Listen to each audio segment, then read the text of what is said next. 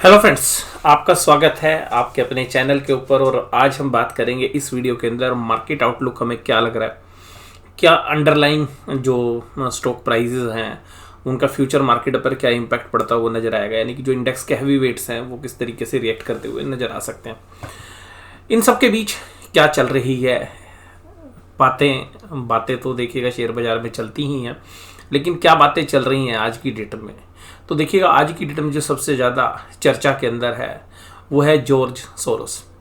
और अगर आज से हम 10-12 दिन पहले की बात करें तो बात चल रही थी अदानी जी की, और अब अदानी जी के साथ आज जॉर्ज सोरोस जो है वो हालांकि एक पॉलिटिकल जो हम कह सकते हैं कि उन्होंने अपनी प्रतिक्रिया दी, और उस प्रतिक्रिया से क्या हमारे बाज़ारों पर इम्पैक्ट पड़ेगा। तो देखिएगा सेंटीमेंट पे तो ज़रूर से ज़रूर इम्पैक्ट पड़ेगा और पड़ भी रहा है। और सेंटीमेंट के सामने जो है बाज़ार देखिएगा नतमस्तक हो जाते हैं।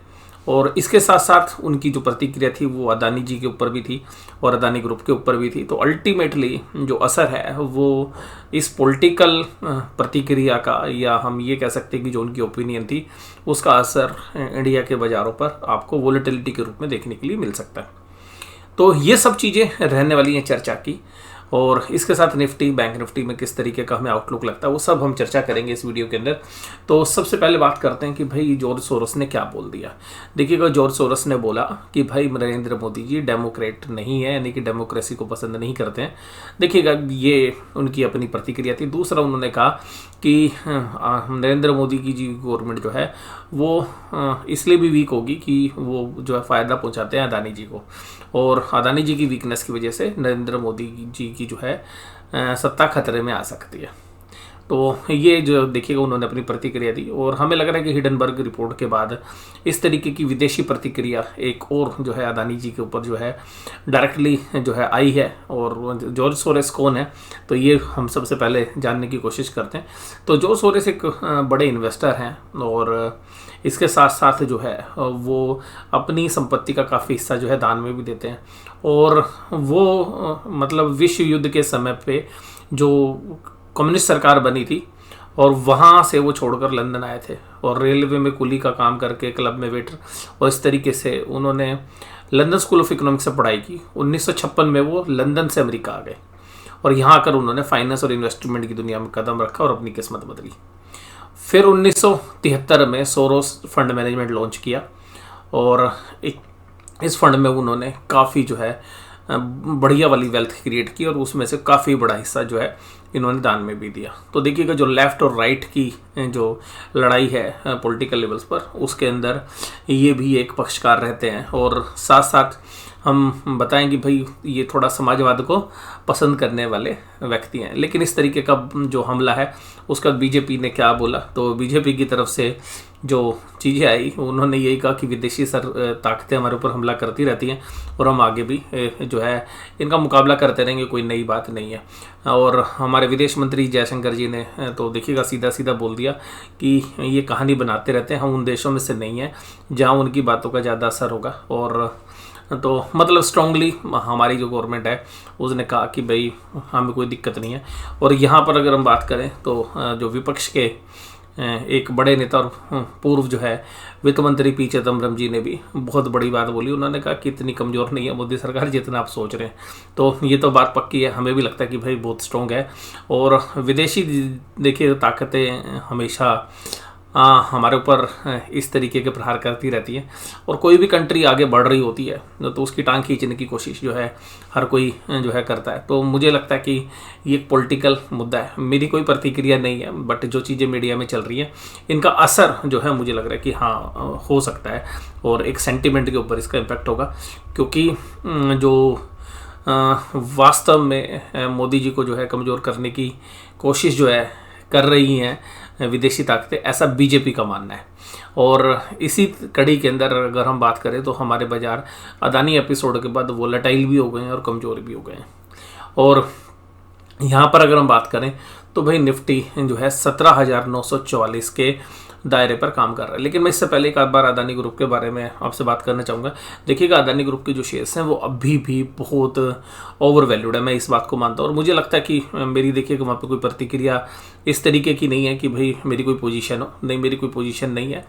बट मुझे अभी भी लगता है कि जब उन शेयर्स की पोजीशंस देखी जाती है, बैलेंस शीट देखी जाती है, तो जो है कुछ बातें याद आती हैं हमें, जो ADAG ग्रुप यानी कि अनिल अंबानी जो ग्रुप है उसकी जब हम बात करते थे आज से 10-12 साल पहले, अगर आप जाएंगे 2008-7 के आसपास की, तो इसी तरीके का कर्जा था। वहाँ पर भी देखिएगा जो गवर्नमेंट उस समय पे थी तो वो जनरली एक अपने जो भी बिजनेसमैन उनको प्रमोट करती है, और उसका जो हाल हुआ, बहुत लोग ये उम्मीद कर रहे हैं कि भाई अदानी जी का भी वही हाल होगा और वो वास्तव में बैंकों के लिए खतरा वाला जो है साइन हो गए।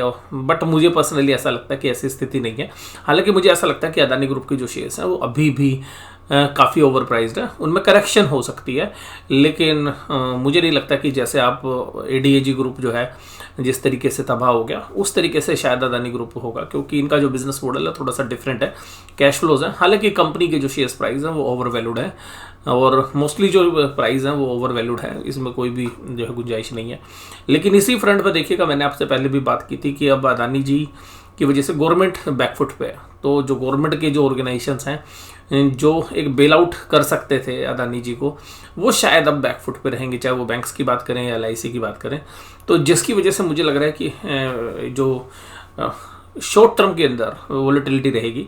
लेकिन जब वो बैंकों के रिजल्ट्स हमने देखे थे, उन रिजल्ट्स को देखने के बाद मुझे पर्सनली ऐसा लगता है कि जो बैंकिंग शेयर्स हैं वो अभी यहाँ पर फेयरली वैल्यूएशंस के आसपास है। हो सकता है 5% की करेक्शन आपको और देखने के लिए मिल जाए, और बैंक निफ्टी में 39,500 के आसपास का जो दायरा है, अगर वहाँ पर कोई भी लेवल्स यानी मिलते हैं तो वो एक जबरदस्त जो है बाइंग अपॉर्चुनिटीज़ होगी। और इसी तरीके से अगर हम देखें 42,000 के आसपास जो है बाजार, क्योंकि सेंटीमेंट वीक है उसकी वजह से वीकनेस आपको वहाँ पर देखने के लिए मिलेगी। तो एक ब्रॉडर मार्केट जो है आउटलुक है हमारा।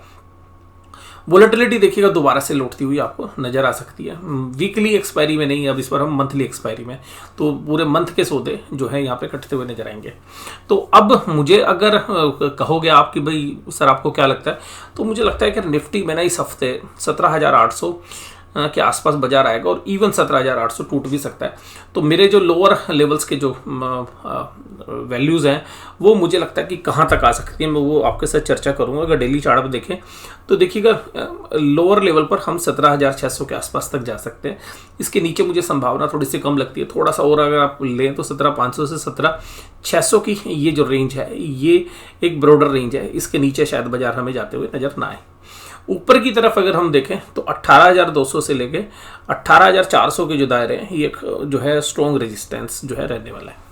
लेकिन अगर आप एक नैरो रेंज की बात करेंगे तो मुझे लगता है कि बाजार ऊपरी तरफ 18,200 की तरफ, और 18,200 और 150 से लेकर 200 के आसपास नैरो रेंज में, और नीचे की तरफ 17,800 के आसपास आपको देखने के लिए मिल सकते हैं। और हो सकता है कि आपको ये दायरे कल के लिए जो हमारी रेंज है वो यही है कि इस 18,100 150 बहुत स्ट्रॉन्ग रेजिस्टेंस है अब 18,000 के ऊपर, जिस तरीके से ये जो सेल ऑफ हुआ है। तो मुझे लग रहा है कि पहले शायद 17,800 की तरफ हम बढ़ते हुए नजर आए, और यहाँ पर हो सकता है कि 2 दिन हम टाइम स्पेंड करें सोमवार मंगलवार के आसपास। अगर हम देखें तो 17,800 17,900 18,000 18,100 इसी रेंज में हमें रहना पड़ेगा। और उसके बाद जब सोमवार मंगलवार के बाद जब हम मंथली एक्सपायरी की तरफ बढ़ेंगे तो पिक्चर थोड़ी सी ज़्यादा क्लियर हो पाएगी कि हम जब 2 दिन की क्लोजिंग अगर यहाँ 17,800 के आसपास देते हैं और या 17,850 के आसपास, तो हमें लगता है कि मंथली एक्सपायरी में हम 17,600 की तरफ भी बढ़ सकते हैं। लेकिन अगर हम सोमवार और मंगलवार में 18,000 के इर्द गिर्द ही हम जो है रहते हैं, तो हमें लगता है कि जो नैरो रेंज है इसी में हम रहेंगे। ऊपर की तरफ से 18,100 18,200 भी जाने की गुंजाइश रहेगी अगर सोमवार मंगलवार में अपने आप को प्रोटेक्ट कर लिया तो, क्योंकि बाजार की अंडरलाइन थोड़ी सी कमजोर हुई है। और एक बात आपने ध्यान रखनी है कि ये ऐसा मुझे क्यों लग रहा है, मुझे ऐसा इसलिए लग रहा है, मैं आपको सीधी सी बात बोलूं कि जब हम मंथली एक्सपायरी में जा रहे हैं तो जिन डेटा पॉइंट्स को मैं कंसिडर करता हूं उन डेटा पॉइंट्स के हिसाब से, चार्ट के हिसाब से, ऑप्शन चेन के डेटा हैं, और पर्टिकुलरली जो इंडेक्स के जो शेयर्स हैं उनको आप इंडिविजुअल बेसिस पर ट्रैक करोगे तो ऐसा आप पाओगे कि उनके जो लॉन्ग पोजीशंस हैं वो अगले महीने शायद रोल नहीं होंगे। यानी कि मुझे जो मंगलवार के बाद बुध और बृहस्पतिवार में कमजोरी की जो संभावना है वो इसलिए बढ़ती हुई नजर आ रही है। अगर बाजार 17,800 के आसपास आ जाते हैं सोमवार और मंगलवार में, या उसको तोड़ के नीचे चले जाते हैं, तो फिर 17,600 17,500 के दायरे मुझे इसलिए लग रहे हैं क्योंकि बाजार के अंदर अभी जो तेजी करने वाले प्लेयर्स हैं वो शायद अपनी रोल ओवर पोजीशंस तेजी की ना ले जाएं। तो जिसकी वजह से मुझे पर्सनली ऐसा लगता है कि अगर वो तेजी की पोजीशंस कैरी नहीं हुई तो बाजार के अंदर एक स्ट्रेंथ की जो है कमी रहेगी, और सेंटीमेंट जो है, जैसे मैंने बताया आपको कि अदानी वाली जो न्यूज़ है, सोरोस वाली जो न्यूज़ है, और इस तरीके से जो इन्वेस्टर कम्युनिटी है वो थोड़ा सा अभी परहेज कर रही है। और हालांकि एफआईज के डेटा थोड़े से ठीक आ रहे हैं, लेकिन फिर भी कुल मिलाकर रिटेल का पार्टिसिपेशन थोड़ा सा घटता हुआ हमें नज़र आ सकता है। और इसके अलावा जो एचएनआई इन्वेस्टर्स हैं वो भी बैकफुट पे हैं। तो ये मुझे पर्सनली लगता है कि बाजार के अंदर ऊपर की भी संभावना रहती है अगर सेंटीमेंट ठीक होता है, गवर्नमेंट जो है एक मजबूती के साथ जो है जवाब देती है, या कुछ ऐसी इवेंट्स निकल कर आते हैं, कुछ ऐसी सूचनाएं बाजार को मिलती हैं जहां से बाजार का कॉन्फिडेंस आए, तो ऊपर के दायरे भी आ सकते हैं। बट अगर आप मेरे से पूछोगे कि मेरा जो व्यू है वो क्या है, कि देखिएगा अंडरलाइंग ऊपर से जो 2 कैंडल हैं, एक अच्छे कंसोलिडेशन के बाद हम बाजार में ऊपर गए थे लेकिन हम सस्टेन नहीं कर पाए, यानी कि बाजार ने ऊपरी लेवल्स को नेगलेक्ट कर दिया, वो उसको रिजेक्शन दे दी वहाँ पे, और उसको नज़रअंदाज तो किया ही किया, साथ में रिजेक्शन देके दोबारा से सेलिंग हुई। लेकिन एक चीज़ थोड़ी सी अच्छी है हमारे लिए, वो ये है कि जो सेलिंग हो रही है वो वॉल्यूम के साथ नहीं हो रही है, वॉल्यूम बहुत ज़्यादा नहीं है। तो इसका एक रीज़न होता है कि कंसोलिडेशन वाला जो फेस है वो जनरली अक्सर देखने के लिए मिलता है। तो इसके बाद अगर हम शेयर्स की बात करें तो देखिएगा अदानी ग्रुप जो कमज़ोर है, इन्फोसिस टीसीएस ने एक अच्छी जान दिखा दी थी, अब वो ऊपर की जान के ऊपर टिक नहीं पा रहे हैं, तो वहाँ से भी चैलेंज है। बैंक निफ्टी स्टॉक्स थोड़ा सा पुल बैक करने की कोशिश कर रहे थे, उन्होंने भी स्ट्रेंथ दे दी, छोड़ दिया। तो अल्टीमेटली जो इंडेक्स मैनेजमेंट चल रही थी, उस इंडेक्स मैनेजमेंट में जो सबसे मजबूत कड़ी निकलकर पिछले हफ्ते आया वो था रिलायंस। तो अब रिलायंस भी अपने आप को कितना खींच पाएगा देखने वाली बात है। तो ऊपरी लेवल्स पर हमें लगता है कि जो 18,100 18,200 के आसपास जैसे ही बाजार जाने की कोशिश करेगा, तो जिन लोगों ने नीचे पोजीशन बनाई है वो प्रॉफिट बुक करते हुए नजर आएंगे, जैसा अभी भी हमें देखने के लिए मिला। तो एक रेंज अमाउंट ट्रेड की हम उम्मीद कर रहे हैं, और बायस्ड हमारा जो है मैं यही कहूँगा न्यूट्रल से नेगेटिव है, यानी कि पॉजिटिव तो नहीं है बिल्कुल भी, मुझे लगता है कि न्यूट्रल टू नेगेटिव ही है, और जो भी राइज होगा वो शायद ट्रेडर सेल करते हुए नजर आएंगे, और एडवांस डिक्लाइन रेशो भी यही बयां कर रही है। इसके बाद अगर हम बात करें बैंक निफ्टी के अंदर, तो बैंक निफ्टी के जो चार्ट पैटर्न्स हैं वो भी यही बयां कर रहे हैं कि देखिएगा इतने जबरदस्त कंसोलिडेशन के बाद अब ऊपर गए, ऊपर जाते के साथ 41,900 के आसपास जाते के साथ आपकी सेलिंग होगी, और वो हमने एंटिसिपेट भी किया था, और बाजार फिर देखिएगा नीचे की तरफ आए। अब ये देखिएगा ये 4-5 बड़ी कैंडल्स थी जहां पर एक वोलेटिलिटी थी। मुझे लगता है कि अगर हफ्ते की बात करें तो जो दायरे हैं वो 40,000 और 39,800 के आसपास तक आ सकते हैं ब्रॉडर रेंज में अगर हम बात करें। ऊपर की रेंज में अगर हम बात करें तो जो दायरे हैं वो 42,300 से 42,500 के बीच में आ सकते हैं, और 42,400 ही है, हालांकि मेन 500 भी नहीं है, पर 400 के साथ 500 भी चला जाता है। एक स्ट्रॉन्ग रेजिस्टेंस है, इसके अंदर जो है एक हमें ब्रॉडर रेंज लग रही है। नैरो रेंज की अगर हम बात करें तो जो 41,900 है, जो भी इस हफ्ते का हाई भी था, जहाँ पे वहाँ से लेके हमें लगता है कि जो इस हफ्ते के अंदर लो लगे थे उन लो के भी थोड़ा सा नीचे में जा सकते हैं। जो लेवल्स बनते हैं हमारे 40,500 के आसपास, तो 40,500 से लेके 41,900 हम 1 या 2 दिन के अंदर, यानी कि सोमवार और मंगलवार में हमें यहाँ देखने के लिए मिलेंगे।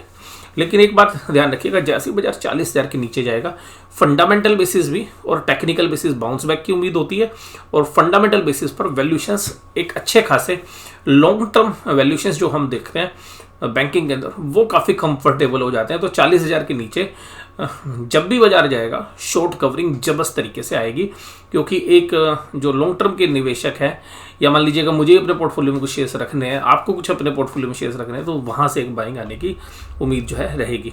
इसके अलावा देखिएगा यूएस के बाजार तेजी के साथ बंद हुए, तो वहाँ से सेंटिमेंट पॉजिटिव हो गया विदेशी बाजारों से। बट इन सब के बीच में मेरा जो आउटलुक है वो यही है कि बाजार की जो अंडरलाइंग है, जो प्राइस एक्शन है, वो कमज़ोर हो गया है। चार्ट्स के हिसाब से भी देखेंगे तो वहाँ पे भी कमजोरी आ गई है। उसके अलावा फंडामेंटल बेसिस पे देखेंगे तो रिजल्ट्स उम्मीदों पर खरे नहीं उतरे हैं। इसके अलावा स्मॉल कैप और मिड कैप्स की जो मोस्टली कंपनीज हैं उनमें जो है वीकनेस देखने के लिए मिल रही है।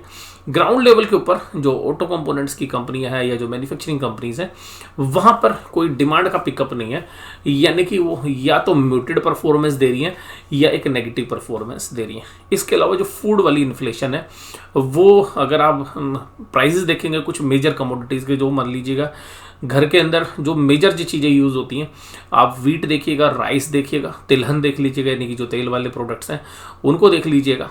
उसके बाद आप मान लीजिएगा देसी घी देख लीजिएगा। तो ये जो 4-5 चीज़ें हैं जो घर में यूज़ होती हैं, इनके प्राइस अगर आप पिछले 1 साल से कंपेयर करें तो कंपेरेटिवली 10 से 20% तक राइज कर चुके हैं। तो ये जो चैलेंजेस हैं ये रहने वाले हैं। और अभी बैंकों पे भी देखिएगा रिजल्ट्स काफ़ी अच्छे थे, लेकिन एक डाउट जो है वो क्रिएट हो रहा है कि अगर इकोनॉमी के अंदर जो है तकरीबन 85% पॉपुलेशन, देखिएगा 15% पॉपुलेशन तो गुड एंड वेल, उनके कंजम्पशन भी बढ़ रहे हैं। आप टूर एंड ट्रेवल्स में देखेंगे तो यानी कि जो अपर क्लास है, अपर मिडिल क्लास है, उसको कोई दिक्कत नहीं है। दिक्कत जो आ रही है वो जो टिपिकली मिडिल क्लास है उसके एक्सपेंडिचर पे है। तो वो जो खर्चा है वो घट रहा है, तो उसकी वजह से इकोनॉमी के अंदर स्लो डाउन जो है हमें देखने के लिए मिल रहा है। इसके अलावा जो विदेशों से डिमांड नहीं आ रही, जैसे जो एक्सपोर्ट ओरिएंटेड कंपनीज है वहाँ पे भी डिमांड पिकअप नहीं है, और वो इन्फ्लेशन के रेट वहाँ पर भी विदेशों में ज़्यादा, रेट ऑफ इंटरेस्ट ज़्यादा भी है, तो वो चैलेंजेस रहने वाले हैं। तो ऊपर की साइड जो है अभी कैप्ड लग रही है, कोई ऐसे इंडिकेटर्स नहीं मिल रहे कि भाई बाजार में बहुत अच्छी तेजी आपको देखने के लिए मिलेगी। तेजी जब भी होगी वो एक सेलिंग अपॉर्चुनिटी जो है ट्रेडर्स के लिए रहेगी, ऐसा मुझे अभी तक जो हाल फिलहाल है। और सबसे ज़्यादा जो देखिएगा मैंने आपके साथ जो चर्चा की वो सारे पैरामीटर्स को, प्राइस एक्शन कमजोर है, आप देख लीजिएगा प्राइस एक्शन कमजोर है। ऊपर से जो प्राइस एक्शन में थोड़ी सी सुधार हुआ था हफ्ते की शुरुआत में, वो अंत होते होते खत्म हो गया। दूसरी बात देखिएगा टेक्निकल सेटअप बहुत बहुत बढ़िया बन रहा था, कंसोलिडेट होकर बाजार ऊपर की तरफ जाने की कोशिश कर रहा था, वो वीक पड़ गया। जो है जब वीकली एक्सपायरी आई और फ्राइडे के सेशन में वो वीक हो गया। तीसरी बात हम करें कि भाई जो रिलायंस वगैरह जो शेयर्स ओवरसोल्ड हो गए थे वो पिकअप करके ऊपर आ गए, इन्फोसिस जैसे शेयर्स ऊपर आ गए। तो वो जब ऊपर थे वो सस्टेन नहीं कर पाए, इन्फोसिस, टीसीएस जो दिग्गज शेयर्स हैं। बैंकों के अंदर रिजल्ट अच्छे हैं, बैंकों की परफॉर्मेंस भी अच्छी थी नो डाउट, लेकिन अब वो वैल्यूशन वाइज मुझे महंगे भी नहीं लग रहे अगर पास्ट रिजल्ट को देखें, जो अभी रिसेंट रिजल्ट है। लेकिन क्या कि वो शायद म्यूटेड परफॉर्मेंस देंगे अगले क्वार्टर्स में, तो जिसकी वजह से ग्रोथ की गुंजाइश ना होने की वजह से वो यहीं पे रेंज बाउंड रहे। और देखिएगा बैंक निफ्टी स्टॉक्स, ये सबसे खास बात है कि वो निफ्टी को संभालने में बहुत अहम भूमिका निभाने वाले हैं। अगर देखिएगा बैंक निफ्टी क्रैक हो जाता है, मुझे उम्मीद नहीं है, देखिएगा 39,506 में बहुत अच्छी सपोर्ट है, तो मुझे ज़्यादा क्रैक की उम्मीद नहीं है। बट हाँ 40,000 की लाइन में श्योरली जो है बैंक निफ्टी आपको देखने के लिए मिलेगा। 40,500 जो है मेरी नैरो रेंज है, और ऊपर जो है आप देखेंगे कि भाई 41,800 900 हमारी नैरो रेंज है। ब्रॉडर रेंज में हम अगर हम देखें तो हम 43,000 के आसपास तक, 42,700 42,800 के आसपास तक का भी दायरा देख सकते हैं, लेकिन उसके चांसेस मुझे कम लग रहे हैं। और नीचे भी 39,500 39,600 उसके भी चांसेस कम है। लेकिन फिर भी अगर आप अपर रेंज की बात करें तो नीचे वाली जो रेंज है वो हो सकता है कि टच भी कर जाए, ऊपर वाली रेंज के चांसेस 42,800 वाली मुझे प्रैक्टिकली पॉसिबल नहीं लग रही है। तो मैंने जो अपना आउटलुक रखा है वो यही रखा है, और मुझे लगता है कि शायद ट्रेडर्स ऊपर की तरफ जब बाजार जाएगा तो उसको एक सेलिंग अपॉर्चुनिटीज़ की तरह यूज़ करेंगे। और सिमिलर लाइंस के ऊपर देखिएगा हम भी जो है सोचते हैं, तो ट्रेड लेते वक्त देखिएगा उस समय हालात बदल जाते हैं, कभी कभी कुछ न्यूज़ आउटफ्लो बदल जाते हैं, कुछ चीज़ें और बदल जाती हैं। तो ट्रेड करते वक्त देखिएगा सावधानी रखनी पड़ती है बहुत, आपको अपने स्टॉप लॉस का ध्यान रखना चाहिए और अपने फाइनेंशियल एडवाइजर से सलाह लेनी चाहिए। और सबसे खास बात ये है कि आपको अपनी इंद्रियों पर कंट्रोल करना चाहिए। तो ये तो है नहीं कि आप मैक्सिमम प्रॉफिट ही लेंगे, तो या आप छोटे से लॉस में निकल सकते हैं। स्टॉप लॉस अगर आपने लगा लिए तो बड़े लॉस होने से बचाने के लिए एक ही तरीका है, स्टॉप लॉस लगा लीजिए। हाँ प्रॉफिट आपको अच्छे लेने तो स्टॉप लॉस ट्रेल भी कर सकते हैं, लेकिन बैंक निफ्टी जैसे इंडेक्स में जनरली आजकल स्टॉप लॉस जो है पोजीशन बेसिस पे तो आप मेंटेन कर सकते हैं, इंट्राडे बेसिस में तो स्टॉप लॉस को कोई अहमियत जो है आजकल बाजार दे नहीं रहा, किसी भी साइड कुछ भी कट जाता है। तो यहाँ पर ये जो चर्चा है इसमें केवल इतना ही। वीडियो देखने के लिए धन्यवाद, और मैं आपसे यही गुजारिश करूँगा अगर वीडियो आपको अच्छी लगी है तो लाइक करिएगा, और अगर आप रेगुलरली हमारा वीडियो देखते हैं और अभी तक आपने चैनल सब्सक्राइब नहीं किया है तो कम से कम चैनल सब्सक्राइब करिए, जिससे कि उसकी नोटिफिकेशन आपको मिलते रहे, और बेल आइकन दबाएंगे तो आपको नोटिफिकेशन मिलती रहेंगी जब जब हमारी वीडियो अपलोड होंगी। तो मुझे लगता है कि मैंने इस वीडियो के अंदर जो चीज़ें घटनाक्रम में आ सकती हैं उन सब चीज़ों का क्या असर रह सकता है, जो डेटा पॉइंट्स हैं, क्योंकि उनकी चर्चा हम फ्राइडे की वीडियो में कर चुके हैं, तो मैंने ज़्यादा उनके ऊपर जो है बात नहीं की है। और एक लिटिल बिट आप देखेंगे कि इंडिया विक्स भी थोड़ा सा इम्प्रूव हुआ है, बढ़ा है, और तो जब वो बढ़ता तो थोड़ी वोलेटिलिटी वैसे भी बढ़ती है। तो सब चीज़ सोचने के बाद जो मेरी राय निकल कर आई है, और सब बाजार बंद हो गए, कमोडिटी के, करेंसी के प्राइस, बॉन्ड यील्ड जो है यूएस की बढ़ गई, उन सबको कंसिडर करने के बाद जो मेरा व्यू निकल कर आया वो मैंने आपके सामने रखा है। व्यू गलत भी हो सकता है, ठीक भी हो सकता है। ट्रेड लेने से पहले अपने फाइनेंशियल एडवाइजर सलाह लें, खुद अपने रिस्क और रिवार्ड को समझे। ये वीडियो आपको एजुकेशनल पर्पसेस के साथ जो है हम शेयर कर रहे हैं। ये वीडियो कैसी लगी जरूर से जरूर कमेंट बॉक्स में बताइएगा। वीडियो देखने के लिए धन्यवाद। Thank you very much.